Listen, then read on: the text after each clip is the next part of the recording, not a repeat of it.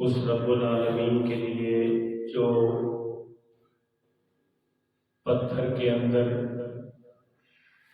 اپنی مخلوق کیڑوں کا رزق بھی بہم پہنچاتا ہے، تمام تعریفیں اس رب کے لیے جو سمندر کی گہرائیوں میں اور آسمان کی وسعتوں میں اپنی مخلوق کا پالنہار ہے۔ بعد از حمد و ثنا نبی دو عالم نور مجسم فخر آدم و بنی آدم احمد مجتبی جناب سیدنا محمد مصطفیٰ علیہ تحیۃ والثناء، آپ کے مقدس معتبر عالی بارگاہ کے اندر درود و سلام ادی عقیدت عرض کرنے کے بعد واجب الاحترام ذی قدر سامعین و ناظرین کرام، سورہ آل عمران کی آیت کریمہ تلاوت کی ہے، جس کا شان نزول اللہ رب العزت نے اپنے پیارے محبوب صلی اللہ علیہ وسلم کے یار کے متعلق یہ آیت نازل فرمائی۔ امیر المومنین خلیفہ بلا فصل، خلیفہ اول،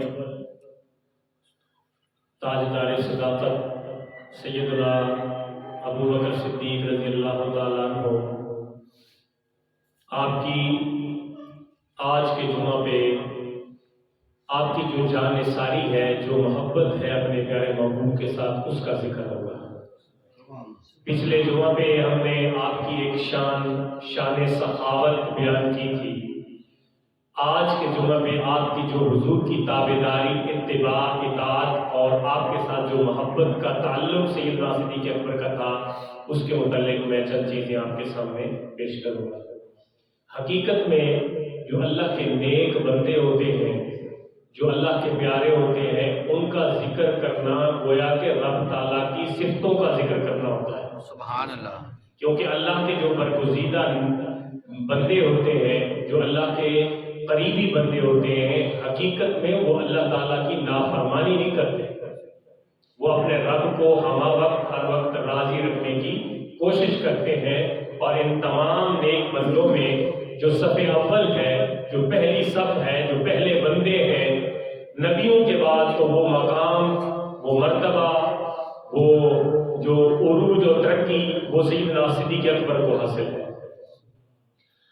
تو ہوا یوں کہ آقا کریم علیہ تحیۃ و تسلیم جب آپ کی پیدائش ہوئی تو آپ کے پیدا ہونے کے بعد تقریباً 2.5 سال بعد سیدنا ابو بکر صدیق کی پیدائش ہوئی، یعنی عمر میں آقا علیہ الصلوۃ والسلام سے تقریباً 2.5 سال حضرت ابو بکر صدیق رضی اللہ عنہ چھوٹے تھے۔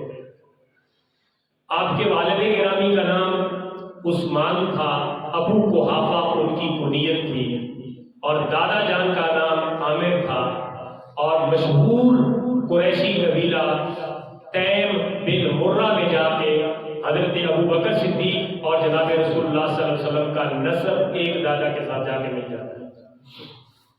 آپ کی والدہ محترمہ کا نام حضرت سلمہ، جن کا لقب ام الخیر تھا، وہ جہالت کے دور میں بھی، جہالت کا دور وہ دور مراد تھا کہ جب ابھی نبی پاک صلی اللہ علیہ وآلہ وسلم نے اعلان نبوت نہیں فرمایا تھا۔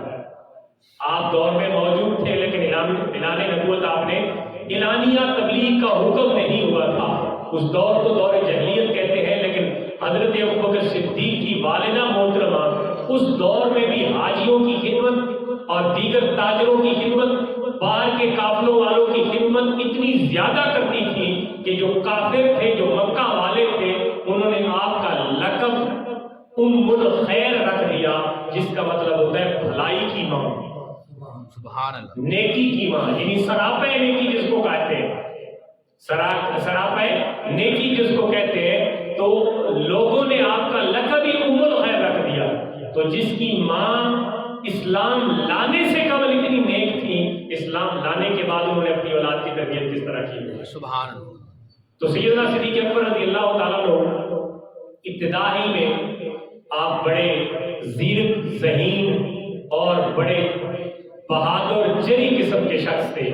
اس بہادری، اس ذہانت، اس شجاعت کی بنا پر آپ کا لقب پڑ گیا ابو بکر.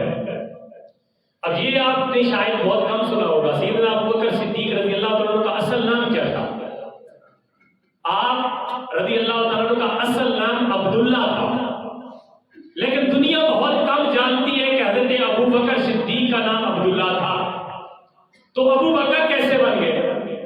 ابو بکر اس لیے بن گئے کہ ابتدا میں ابھی 5-7 سال عمر ہے، اتنے اچھے ذہن والے کام انہوں نے کیے کہ ان کے والد بھی، ان کی والدہ بھی اور ان کے رشتہ دار بھی ان کو ابو بکر کے نام سے پکارنے لگے.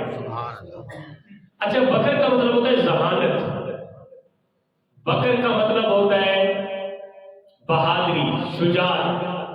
جڑا بندہ چوکھا ذہین ہوئے نا زیادہ، تو اس کو پھر اس کی ذہانت کی بنا پہ کوئی لقب دے دیتے ہیں گھر والے ارد گرد پر. تو حضرت ابو بکر صدیق کی ذہانت کی وجہ سے، آپ کے حاضر دماغی کی وجہ سے آپ کو آپ کے والدین نے اور رشتہ داروں نے ابو بکر کا لقب عطا کیا. اور آگے چل کر یہ ابو بکر اتنا مشہور ہوا کہ آپ کا اصل نام دنیا بھول ہی گئی، ابو بکر کے نام سے آپ کو دنیا جانتی ہے. لیکن حقیقت میں آپ کا نام کیا تھا؟ عبداللہ، حضرت عبداللہ. حضرت ابو بکر صدیق رضی اللہ تعالیٰ عنہ کی اولاد امجاد ٹوٹل 5 لوگ تھے، جن میں آپ کی 3 بیٹیاں تھیں اور 2 بیٹے. آپ نے 4 شادیاں فرمائی، اور 2 مکہ پاک میں اور 2 مدینہ پاک میں. تو ان 4 شادیوں میں آپ کی ٹوٹل 5 اولاد ہوئی، جن میں 3 بیٹیاں اور 2 بیٹے آپ کے پیدا ہوئے. پہلی بڑی بیٹی حضرت اسماء بنت ابی بکر، اور دوسری بیٹی جو ام المومنین سیدہ عائشہ بنت ابی بکر، اور تیسری بیٹی جو حضرت ابو بکر صدیق کے وصال کے 1.5 مہینہ بعد پیدا ہوئی، ان کا نام حضرت ام کلثوم. یعنی آپ کی 3 بیٹیاں اور 2 بیٹے، ایک حضرت عبد الرحمن بن ابو بکر اور دوسرے محمد بن ابو بکر. جو محمد بن ابو بکر تھے وہ آقا علیہ الصلوۃ والسلام کی اس عظیم غلام نے حضرت جعفر طیار کی شہادت کے بعد ان کی جو زوجہ تھی اسماء بنت امیس، ان کے ساتھ نکاح کیا اور ان سے حضرت محمد بن ابی بکر پیدا ہوئے. بعد میں جب حضرت ابو بکر کا وصال ہوا اور اسماء بنت امیس بیوہ ہوئی، تو اسماء بنت امیس کے ساتھ حضرت علی المرتضیٰ نے نکاح فرمایا. اچھا، ہم دیکھتے ہیں دنیا میں اتنے رولے جھگڑے پڑ گئے، اتنے فتنے آ گئے کہ دنیا ایک دوسرے کو لڑائی میں تلی ہوئی ہے. کوئی حضرت ابو بکر صدیق کے خلاف بات کر رہا ہے، کوئی علی المرتضیٰ کے خلاف بات کر رہا ہے، کہیں خارجی حملہ آور ہے، کہیں ناصری حملہ آور ہے، کہیں رافضی حملہ آور ہے. تو سوچ میں انسان پڑ جاتا ہے کہ حقیقت کیا ہے. تو یہ جو صحابہ کرام اور اہل بیت کا آپس میں تعلق تھا، یہ اتنا قریبی اور اتنا گہرا اور ڈوبا تھا کہ انہوں نے اپنے ایک دوسرے کے رشتہ داروں کے ساتھ اپنے بیٹوں کے نکاح اور شادیاں کر رکھی تھی. ذرا مخالفوں سے بھی کوئی شادیاں کرتا ہے یا نکاح کرتا ہے؟ نہیں. صحابہ اور اہل بیت کا تعلق اتنا کلوز، اتنا قریب تھا کہ اہل بیت اور صحابہ آپس میں اتنا پیار کرتے تھے کہ ایک دفعہ حضرت ابوبکر صدیق باہر نکلے اور حضرت امام حسن گلی میں کھیل رہے تھے، بچوں کے ساتھ کھیل رہے تھے. حضرت ابوبکر صدیق رضی اللہ عنہ حضرت امام حسن کو اٹھایا اور اپنے کندھوں پہ بٹھا لیا اور فرمایا کہ اے حسن، تجھ پہ میرے ماں باپ قربان ہو. سبحان اللہ.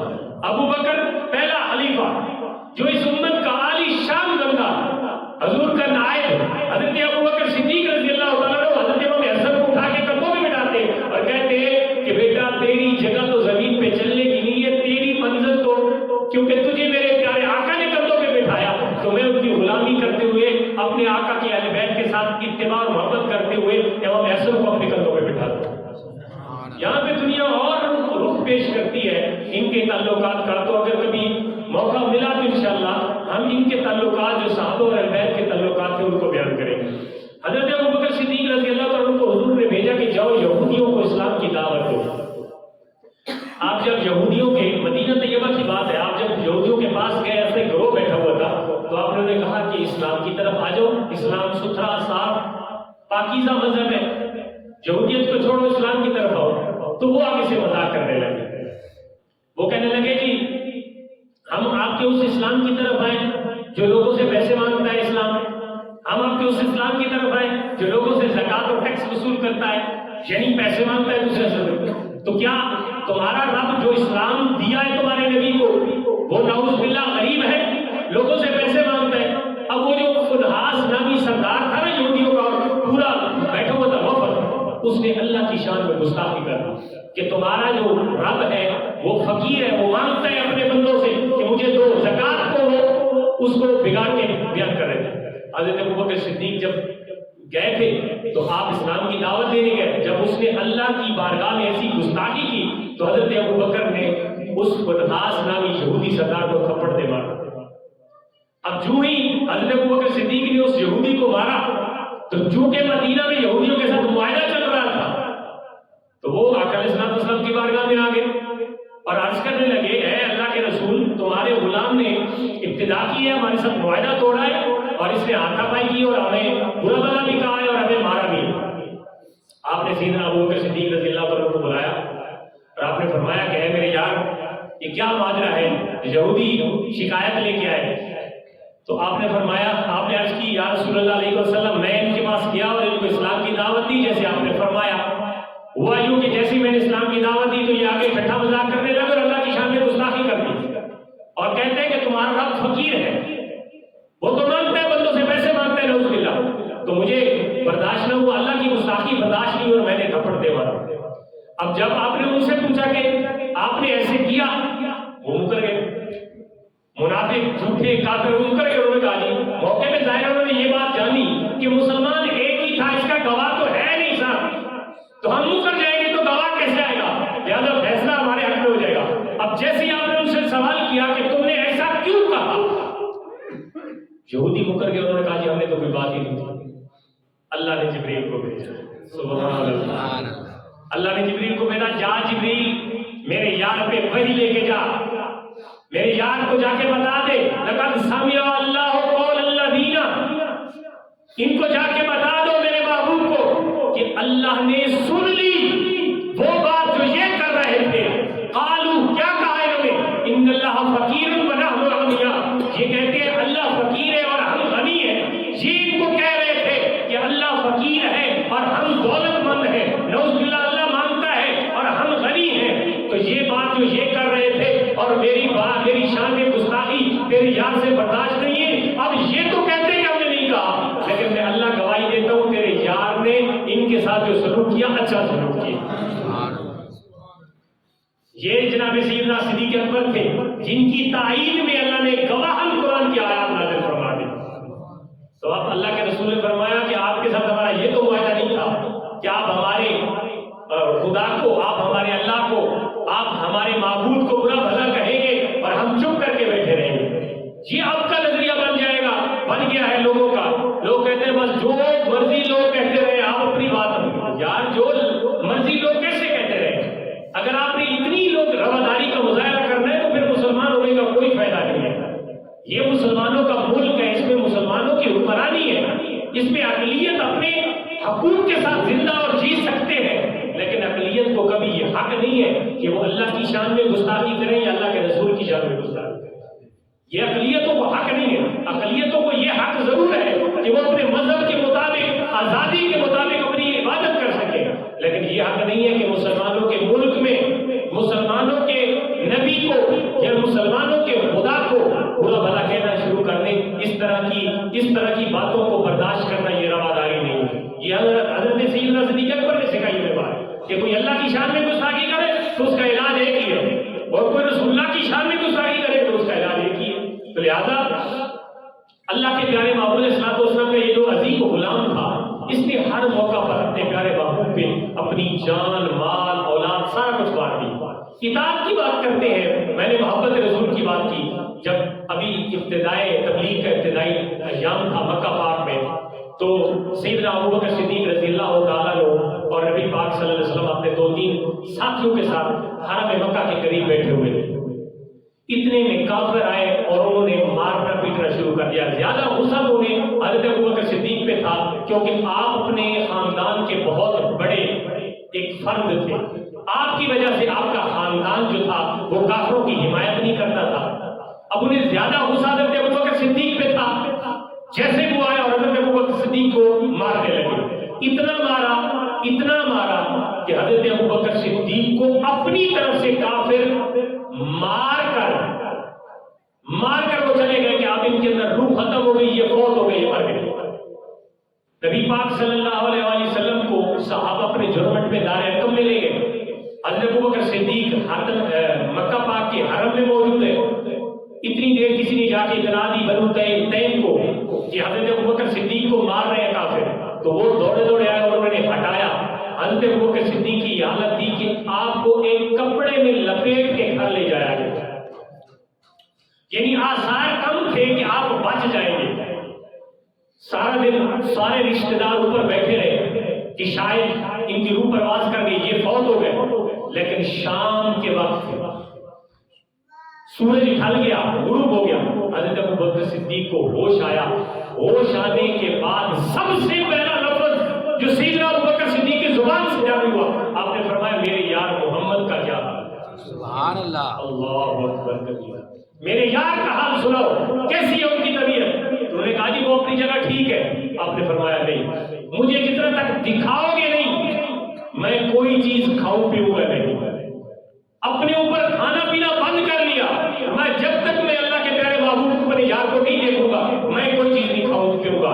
आखिर में रात के अंधेरे में, क्योंकि कुफार का गलबा था, रात के अंधेरे में आपकी वालिदा उम्मुल खैर और हजरत उम्मुल जमील हजरत उम्मे जमील बिन्ते खत्ताब, ये दो औरतें आपको कंधों से पकड़कर सहारा देके दारे अरकम में नबी पाक सल्लल्लाहु अलैहि वसल्लम के बाहर कर पास।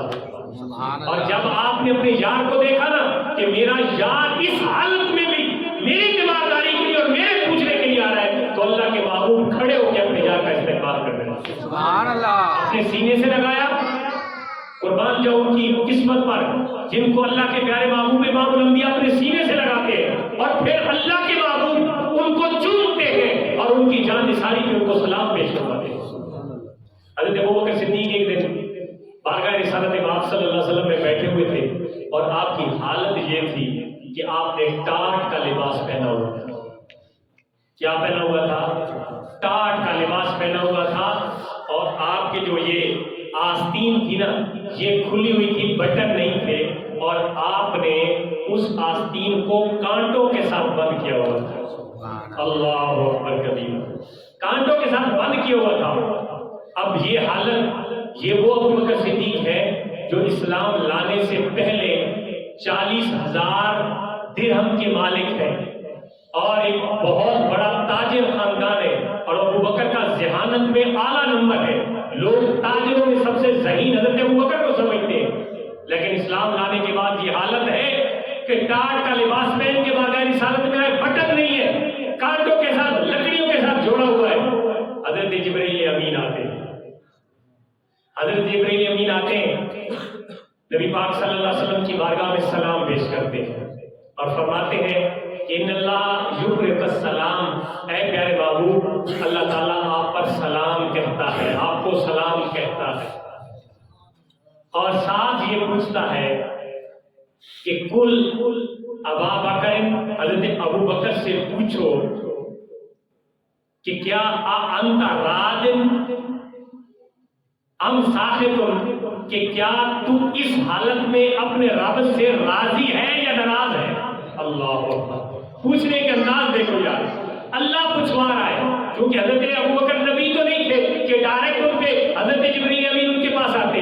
हजरत जिब्रील अमीन वही लेके आए आका अलैहिस्सलाम के पास और आका अलैहिस्सलाम को फरमाया कि अल्लाह पूछता है अपने यार से पूछ कि क्या मुझसे राजी है कि नहीं। कुर्बान जाऊं, कायनात में ऐसा शख्स तो और कोई नहीं आया जिससे अल्लाह पूछता है तू मुझसे राजी है कि नहीं। हम कहते हैं या अल्लाह तू हमसे राजी हो जा, बंदे कहते हैं या अल्लाह हमसे राजी हो जा।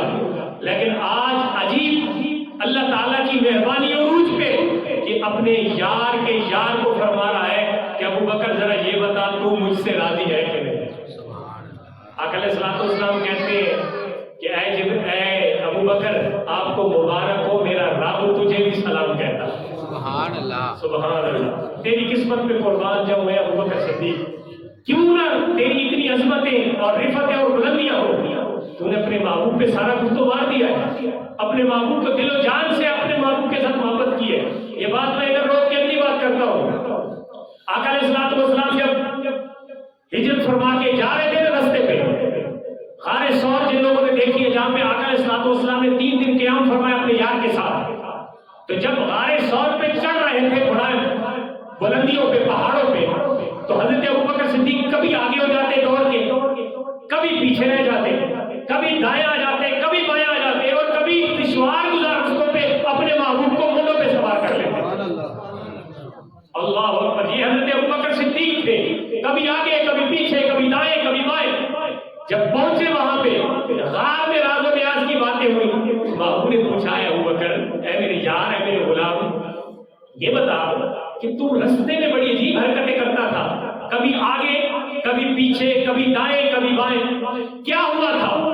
تو حضرت ابوبکر صدیق عرض کرتے ہیں، میرے مولا، مجھے جب یہ ذہن میں خدشہ ہوتا کہ میں آگے چل رہا ہوں تو پیچھے سے میرے محبوب پہ کوئی حملہ آور نہ ہو جائے، تو میں دوڑ کے پیچھے آ جاتا، پیچھے چل رہا ہوتا تو مجھے جب یہ خدشہ ہوتا کہ دائیں طرف سے کوئی حملہ نہ کر دے تو میں دائیں طرف ہو جاتا، جب دائیں طرف چل رہا ہوتا تو مجھے بائیں کا خیال آتا، میں دوڑ کے بائیں چلے جاتا، بائیں پہ ہوتا تو مجھے خیال آتا سامنے سے، میں سامنے ہو کے دوڑ جا رہا ہے، کہیں سے دشمن میرے محبوب پہ حملہ نہ کر۔ اللہ اکبر، جن لوگوں نے دیکھی ہے نا وہ دشوار گزار رستے اور گھاٹیاں، جن پہ محبوب کو حضرت ابوبکر صدیق اپنے کاندھوں پہ اٹھا کے لے گئے تھے، اگر وہاں پہ تو ہمارے جیسے جوان لڑکھڑا جاتے ہیں پیدل چلتے چلتے، تو واہ ابوبکر صدیق تیری یاری کہ تو نے اپنے یار کو کندھوں پہ سوار کر کے اتنے مشکل ترین رستوں پہ اٹھا کے تو غار ثور پہ لے گیا، اور جب غار ثور پہ گئے نا تو دشمن تلاش کرتے کرتے دروازے پہ پہنچے، غار کے منہ پہ پہنچے، بڑی تنگ ترین جگہ ہے، اللہ تعالیٰ نے شرف زیارت دیا ہے، بہت کلوز جگہ ہے، وہاں پہ اندر بیٹھے ہوئے ہیں صاحب، اور باہر دروازے کے اوپر پیر نظر آ رہے ہیں دشمنوں کے۔ حضرت ابوبکر صدیق عرض کرتے ہیں، یا رسول اللہ، اب اگر دشمن ایسے کر کے تھوڑا سا نیچے دیکھیں نا اپنے پیروں کی طرف بھی تو وہ ہمیں دیکھ لیں گے۔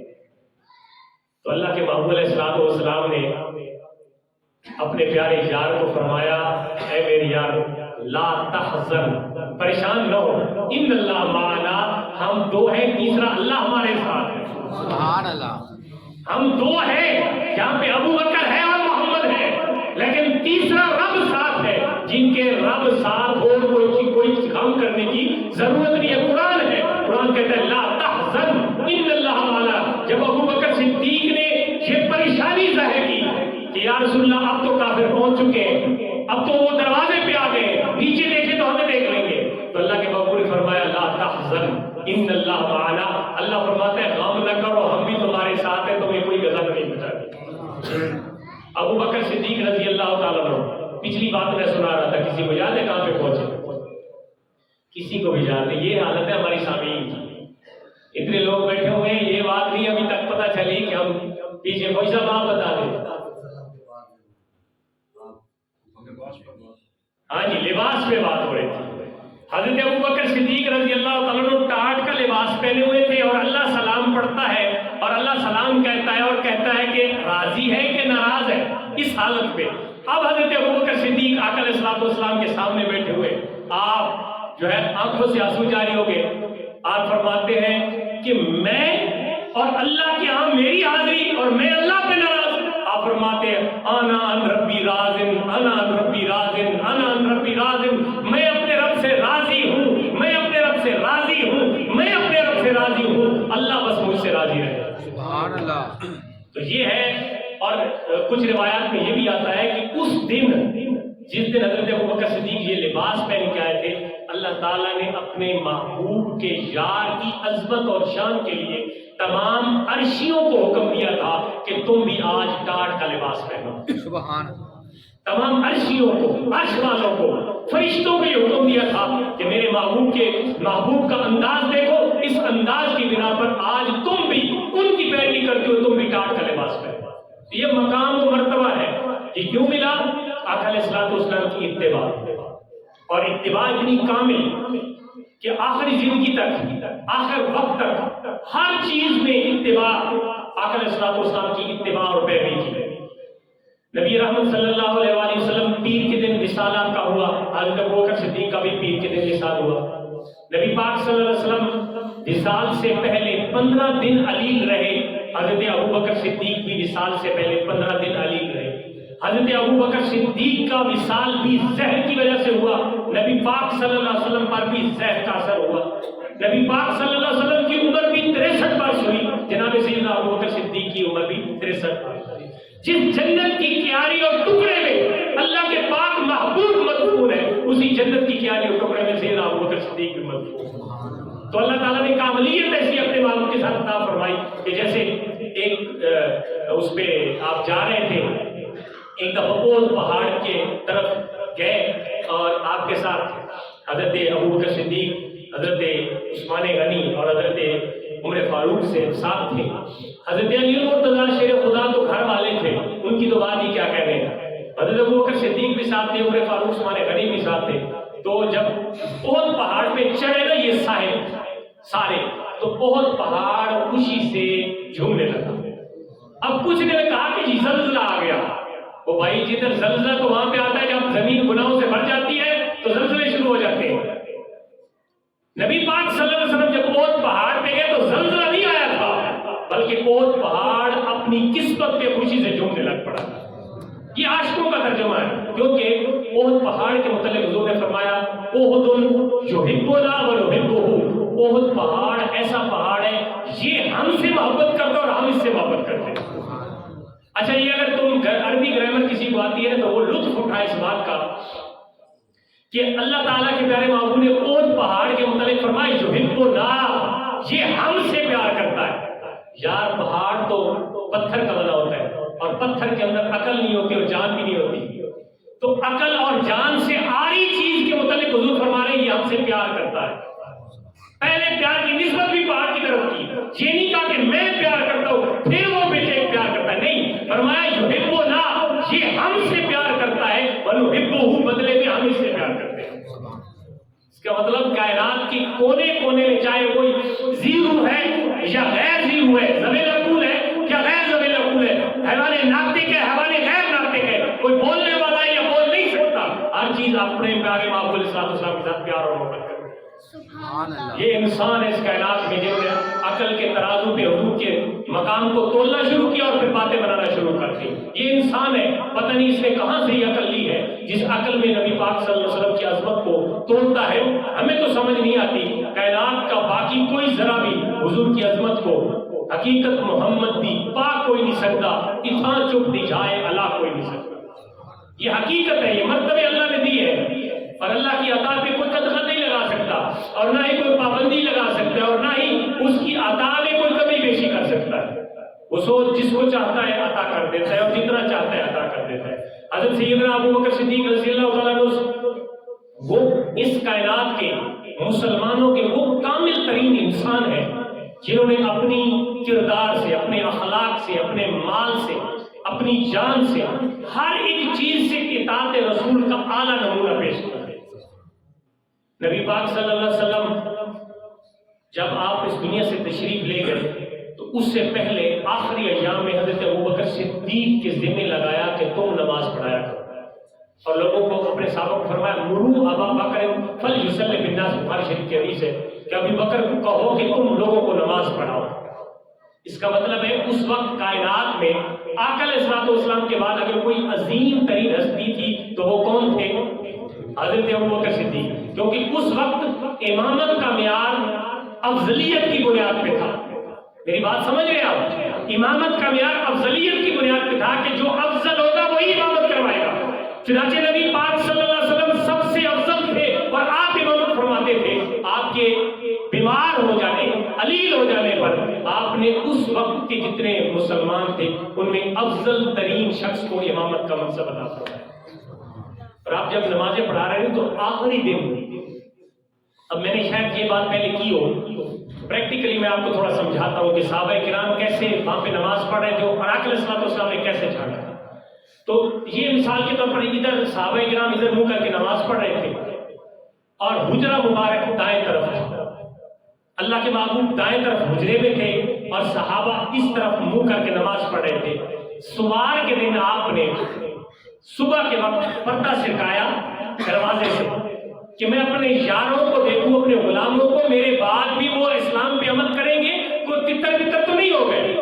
ہماری طرح سردی زیادہ ہے تو نمازی بھی ختم ہو جاتے ہیں, کام زیادہ نکلے تو نمازی بھی غائب ہو جاتے ہیں. نہیں, وہ آپ جانچنا چاہتے تھے میں نے اپنے یاروں کی تربیت کی, دیکھوں تو صحیح کہ میری عدم موجودگی میں اگر نہیں ہوں گا تو میرے صحابہ کیا مسجدیں چھوڑ دیں گے, نمازیں چھوڑ دیں گے, اسلام سے دور چلے جائیں گے. آپ یہ دیکھنا چاہتے تھے. جیسے ہی آپ نے پردہ سرکایا, اب بندوں کا منہ تو ادھر تھا, امام بھی ادھر, مقتدی بھی ادھر, لیکن جیسے پردہ سرکا 17 دن ہو گئے تھے, صحابہ نے حضور کی زیارت نہیں کی. ساروں نے نماز کے اندر نبی پاک کے چہرے کی طرف دیکھنا شروع کیا. سبحان اللہ. واپس سے کہتے ہیں سبحان اللہ. سبحان اللہ. اب ادھر نماز ہو رہی ہے اللہ کی, ادھر آقا علیہ الصلوۃ والسلام نے پردہ سرکایا, صحابہ کرام نماز کے اندر حضور کی زیارت کرنے لگے اور جناب امام صاحب حضرت ابوبکر صدیق آہستہ آہستہ پیچھے کو آنا شروع ہو گئے. کیونکہ اکثر ایسا ہوتا تھا کہ آپ اگر کسی جنگ پہ یا صلح کروانے گئے ہوتے تو حضرت ابوبکر کو حکم ہوتا کہ تم نماز پڑھاؤ. اگر آپ درمیان میں آ جاتے تو حضرت ابوبکر صدیق نماز پیچھے آ جاتے, نماز جماعت نہیں کرواتے. کئی واقعات ایسے حدیثوں میں موجود ہیں بخاری شریف میں. آپ پیچھے کو سرکنے لگے تو اللہ کے محبوب نے ادھر ہی کھڑے ہو کے اشارہ فرمایا کہ اپنی نماز کو مکمل کرو, اور آپ نے پھر پردے کو بند کر دیا اور اسی دن آپ کا پھر وصال باکمال ہو گیا. تو صحابہ کرام اس حدیث کو روایت کرتے فرماتے ہیں کہ اس دن ہم اس طرح خوش ہوئے جب ہم نے زیارت کی, کیونکہ 17 دن ہو گئے تھے زیارت نہیں کی تھی, تو نماز کے اندر ہماری اتنی وہ جوش آ گیا تھا زیارت کا کہ سارے صحابہ نمازی سارے حضور کے چہرے کی طرف دیکھنے لگے. اور اگر حضور باہر تشریف لے آتے تو سارے نماز چھوڑ کے پہلے حضور کے پاس چلے جاتے. لیکن اللہ کے محبوب علیہ الصلوۃ والسلام نے پردے کو بند فرمایا اور غلاموں کو فرمایا تم نماز مکمل کرو. تو یہ صحابہ تھے اور ابوبکر صدیق تھے. اس مہینے کی 22 تاریخ کو آپ کا وصال ہوا. اس مناسبت سے میں نے آپ کے متعلق چند کلمات عرض کیے. اللہ تعالیٰ حضرت سیدنا صدیق اکبر کے نقش قدم پہ چلنے کی توفیق عطا فرمائے. اور آپ نے جو اسلام کے لیے قربانیاں دی, 2 سال 3 ماہ اور 11 دن آپ نے خلافت فرمائی, اور آپ کے دور میں فتنہ ختم نبوت وہ شروع ہوا تھا. منکرین, جھوٹے جو مدعی نبوت تھے, نبوت کا دعویٰ کرنے والے جھوٹے لوگ تھے, ان کے خلاف آپ نے تلوار نکالی. اور پھر زکوٰۃ سے انکار کرنے والے مسلمانوں کے خلاف بھی تلوار نکالی. کچھ لوگوں نے یہ کہا نا کہ حضور کا وصال ہوگا, تو انہوں نے کہا جی دیکھیں جن کے لیے ہم نے مانا تھا اسلام کو اب وہ تو رہے نہیں, سو ہم بھی زکوٰۃ نہیں دیں گے. آپ نے فرمایا جو مسلمان ہے اس پہ اسلام نے جو لازم قرار دیا, حضور ادھر تھے تب بھی لازم تھا, حضور کا وصال ہوا تب بھی لازم. آپ نے منکرین زکوٰۃ سے بھی جہاد فرمایا اور جو جھوٹے نبی تھے ان کو بھی شکست دی. تو آقا علیہ الصلوۃ والسلام کے عظیم غلام نے تقریباً 2.5 سالہ دور خلافت میں جب آپ نے خلیفہ بننے کے بعد پہلا خطبہ دیا نا, آج ہم میں سے کسی کو تھوڑا سا عہدہ ملے تو وہ پھولے نہیں سماتا, بلکہ وہ آپ کو قانون سے مستثنا سمجھتا ہے. جیسے ہمارے یہاں اکثر آپ استثناء کی بات سنتے ہیں کہ وزیر اعظم کو استثناء ہے, صدر کو استثناء ہے, فلاں کو استثناء ہے. یہ اسلام میں یہ نہیں ہے. جب آپ خلیفہ بنے نا تو آپ نے جو پہلا خطبہ ارشاد فرمایا وہ الفاظ سنے. آپ منبر پہ تشریف لائے اور آپ نے فرمایا اے لوگوں, آپ نے مجھے منتخب کیا حکمرانی کے لیے, یہ بہت بڑا بوجھ ہے. میں اللہ سے دعا کرتا ہوں کہ اللہ تعالیٰ مجھے اس سے عہدہ برآ فرمائے. اگر تم میں سے کوئی مجھے سیدھے راستے پہ دیکھے تو میری مدد کرے. اگر تم میں سے کوئی مجھے یہ دیکھے کہ میں راستے سے ہٹ رہا ہوں, میں صراط مستقیم سے منہ موڑ رہا ہوں, جب مجھ میں ایسی چیز دیکھے جو دور رسالت آپ میں نہ تھی, تو آپ میں سے ہر بندہ کھڑا ہو کے مجھے سیدھا کر سکتا ہے. یہ ہمارے لیے مشعل راہ الفاظ ہے. یہ جملے, یہ خطبہ آپ پڑھ کے دیکھیں. آپ نے یہی فرمایا اور فرمایا کہ میں خلیفہ بن گیا ہوں. اس سے پہلے میرا ذریعہ معاش تجارت تھا, کپڑے کا کاروبار تھا. حضرت عبیدہ بن جراح جو امیر الامت تھے، جو وزیر خزانہ تھے اس وقت، انہوں نے آپ کی جو تنخواہ مقرر کی نا وظیفہ، وہ جتنا ایک مزدور کا وظیفہ تھا مدینہ میں، اتنا ہی حکمران کا وظیفہ تھا، اتنا ہی وظیفہ حکمران کا تھا، خلیفہ کا، اس وقت کے خلیفہ جتنا ایک مزدور کا تھا۔ آج ادھر دیکھیں تفاوت دیکھیں، طبقاتی نظام دیکھیں، تنخواہوں کے فرق دیکھیں، مزدور کے مزدوری دیکھیں، حالات ہی بالکل تبدیل۔ تو تب تک مسلمان عروج اور ترقی نہیں کر سکتے جب تک اپنے اسلاف کے نقش قدم پہ نہیں چلیں گے، اور انہی رستوں پہ چل کے ہمیں انشاءاللہ ترقی کی منزل طے کرنا ہوگی۔ وآخر دعوانا الحمدللہ۔